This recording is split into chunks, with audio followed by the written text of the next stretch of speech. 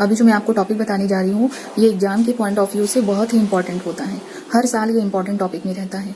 जो रिएक्शन बताने जा रही हूँ वो मैं एक टेस्ट बताने जा रही हूँ आपको, जो होता है प्रोपेनल का टेस्ट। एग्जाम में वो रिएक्शन डायरेक्ट टेस्ट के नाम से ही पूछता है कि आप प्रोपेनल का टेस्ट कीजिए या कीटोन का टेस्ट कीजिए। पहले प्रोपेनल का कंपाउंड लिखते हैं। इसका फॉर्मूला क्या होगा? प्रोप है तो 3 कार्बन होगा, Al सफिक्स है तो CHO होगा। इन दोनों कार्बन को हम बैलेंस कर देते हैं, हो गया प्रोपेनल। यहाँ पर टेस्ट करने के लिए प्रोपेनल के 2 मॉलिक्यूल को लेना है। एक मैंने ऐसे लिख दिया, दूसरे वाले को ऐसे लिखेंगे। ये जो एल्डिहाइड ग्रुप है उसको पीछे कर देंगे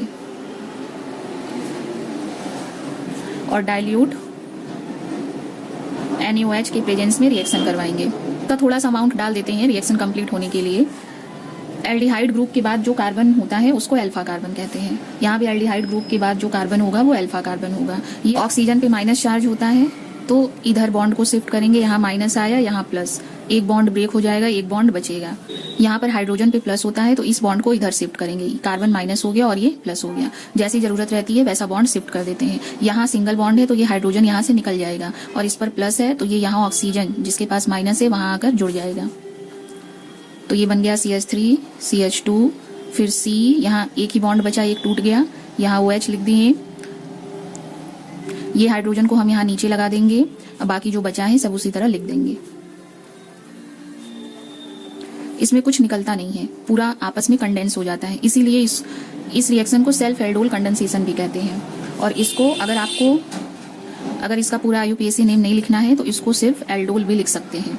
एल्डोल के सारे रिएक्शन इंपॉर्टेंट होते हैं। सेल्फ एल्डोल कंडेंसेशन एक टॉपिक होता है, उसके अंदर बहुत सारे रिएक्शन आते हैं।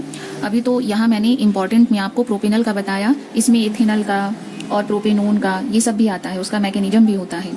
अगर इसका IUPAC नेम लिखेंगे तो पहले मैं आपको बता चुकी हूँ कि जब अगर एल्डिहाइड ग्रुप और हाइड्रोक्सिल ग्रुप दोनों साथ में हो तो इसको हम हाइड्रोक्सी पूरा लिखते हैं और ये बन जाता है प्रीफिक्स और ये बन जाता है सफिक्स।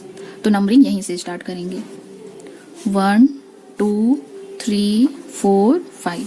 तो इसका नाम क्या लिख देंगे? 3 हाइड्रोक्सी, उसके बाद 2 ये बचा है ब्रांच तो 2 मिथाइल और 5 कार्बन है तो पेंटेन। ई को हटाकर इसका सफिक्स लगा देंगे अल, बन गया नाम 3 हाइड्रोक्सी 2 मिथाइल। पेंटेन में ई को नहीं लिखेंगे, Al लिखेंगे, हो गया पेंटेनल। इसका सफिक्स Al लिखेंगे।